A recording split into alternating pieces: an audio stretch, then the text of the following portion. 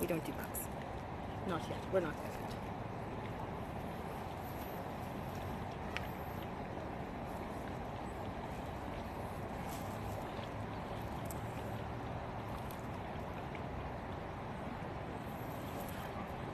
Hello people, it's me. Clearly we're down here by the water.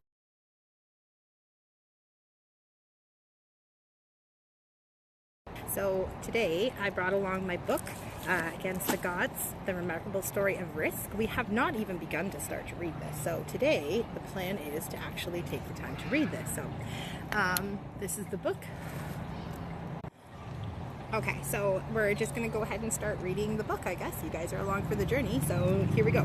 This is the introduction. Again, the book is Against the Gods, The Remarkable Story of Risk by Peter L. Bernstein. What is it that distinguishes the thousands of years of history from what we think of as modern times? The answer goes way beyond the progress of science, technology, capitalism, and democracy. The distant past was studded with brilliant scientists, mathematicians, inventors, technologists, and political then as it is today. Coal, my goodness, oil, iron, and copper have been at the service of human beings for millennia, and travel and accommodation and communication mark the very beginnings of recorded civilization. I'm going to just highlight those specific minerals. They come up a lot: iron, copper. Yeah, just stuff I need to look into later. So I'm just going to highlight that. So we have coal. Until human beings discovered a way across that boundary, the future was a mirror of the past or the murky domain of oracles and soothsayers who held a monopoly over knowledge of anticipated events. So human discovered a way across that boundary. The notion that the future is more than a whim of the gods, and that men and women are not passive before nature. Not passive before nature.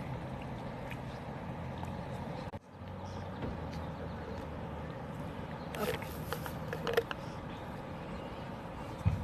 This book tells the story of a group of thinkers whose remarkable vision revealed how to put the future at the service of the present. By showing the world how to understand risk, measure it, and weigh its consequences, they converted risk-taking into one of the prime catalysts that drives modern Western society. This is going to be really frustrating. I'm trying to keep an eye on the phone so that when it glitches out like that, you guys aren't missing any of the book. So bear with me. I am trying. I think I'm going to move to the shade. It depends on if these boys are still here. No, they're still in the sun. They're still in the shade. All right, well, here we go. The transformation in attitudes toward risk management unleashed their achievements. Oh, I already read that. Did I? I feel like I didn't highlight that. The transformation in attitudes toward risk management unleashed... Okay, so I'm going to read that last passage again because it was important.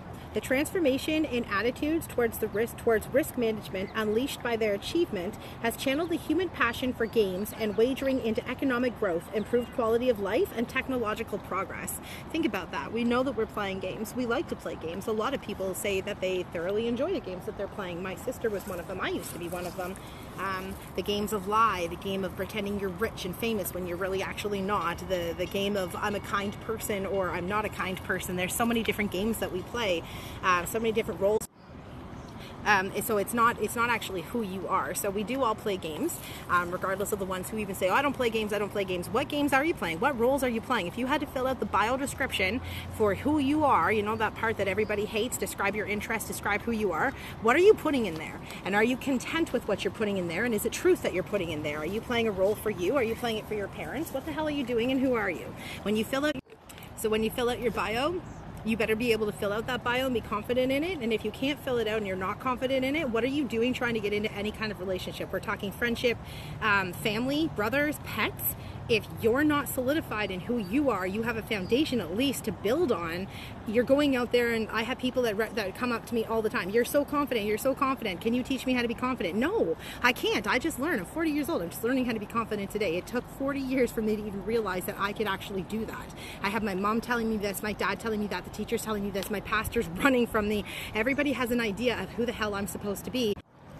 Okay, so that's annoying. So we'll get back to the book. Okay. By defining a rational process of risk-taking, these innovators provided the missing ingredient that has propelled science and enterprise into the world of speed, power, instant communication, and sophisticated finance that marks our own age. Their discoveries about the nature of risk, and the art of science of choice lie at the core of our modern market economy that nations around the world are hastening to join. Given all its problems and pitfalls, the free economy with choice at its center has brought humanity unparalleled access to the good things of life.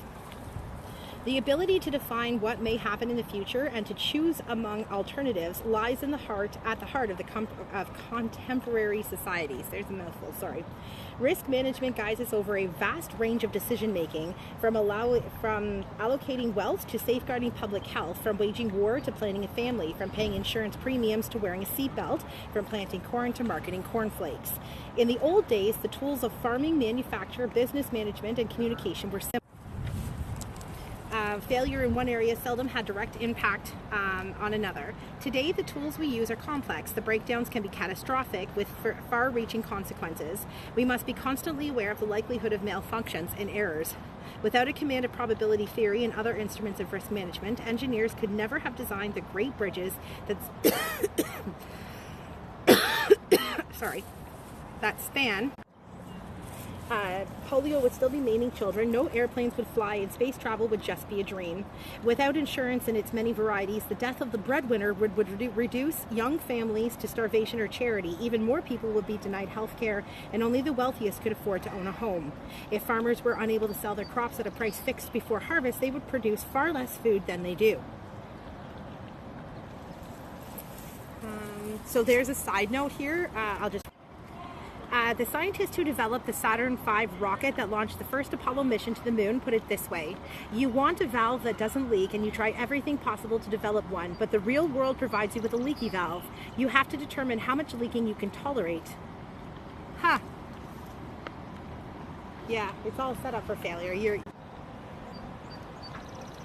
If we had no liquid capital markets that enable savers to diversify their risks, if investors were limited to owning just one stock, as they were in the early days of capitalism, the great innovative enterprises that define our age, companies like Microsoft, Merck, DuPont, Alco, Boeing, and McDonald's, might never have come into being. The capacity to manage risk, and with it the appetite to take risk and make forward-looking choices, are key elements of the energy that drives the economic system forward.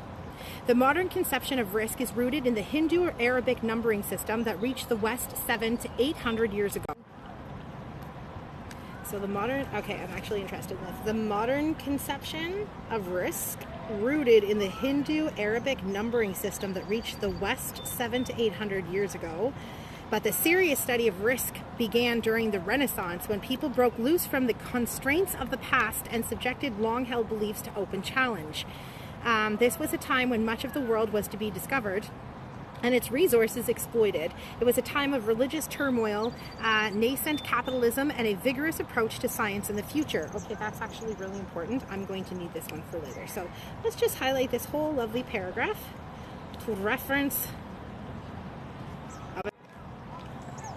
So history repeats itself, and we're on the brink of a repeat. We're on the brink of religion is going to be a no-go, and we're going to have peace and harmony. Well, their version of peace and harmony, and it's going to be beautiful, so they're going to make it look beautiful, I guess, and we're going to think things are good for a long time before they scare the living bejeepers out of us again, and we go into, oh my God, you were right, please protect us, and we think that we can't do anything on our own again. So I want to know if there's a way of preventing that. People are starting to say they are God, which is not bad. They're starting to take their own. So people are starting to realize that they have more power than they realize. It's like the movie A Bug's Life. It's when the grasshoppers, they're having a meeting, and the one grasshopper said, my God, if the ants ever realized that they outnumber us 1,000 to 1, we'd be screwed. So we're starting to realize that the government is just a bunch of self-appointed people that we put in charge. Well, I mean, we voted, but we all know that they self-appointed themselves. That's why they're called self-appointed. They get in whatever they want to get in. So they got in, and they're in charge, and we're realizing that there's just a handful of them, and there's a billion of us. And one of these days, we're going to be tired of this, and we're going to stand up, and we're going to fight again. But until that happens, we're going to go through this peace period. So we're going to realize that we're all powerful, and we always were. The problem with that is with great power comes responsibility. Once you realize you can fly and I can fly, and you can, I don't know, do whatever you can do and I can do whatever I can do, there's the challenge. What can we steal from another person? How much can I take from this person? How much can I destroy from this person? We automatically go into self-destruct mode. It's never good enough just to have a piece. So even if they just give us everything, it would never be enough. Even if they gave us everything we keep demanding for, it's never enough. We have to decide for ourselves what is enough. What is enough? What is too far? How far are you willing to go? How good do you want to? Yeah, so again, how good do you want to be? How bad do you want to be? How far do you want to go? Are you content with realizing that in order for all of us to actually experience complete happiness, there has to be a balance? And that's not me telling you what the balance is. You have to figure that out for yourself, and then find the people, well, the people will find you. You're going to find the people that are okay with your flow and your decisions and where you're at, and you're going to find the people that aren't and let them flow on. We'll eventually cross each other's paths again, so there's no point in holding on to each other anymore. It's just ridiculous conception.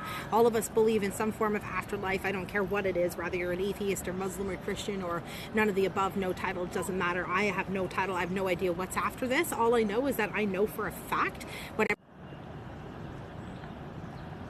We're always there. We're always in each other's lives. We're always somehow present, even in the in a different timeline. We're always, going to cross each other's path, or currently and will always. Each moment gives you that opportunity to cross each other's paths, but it doesn't mean that forever we have to be on each other's path.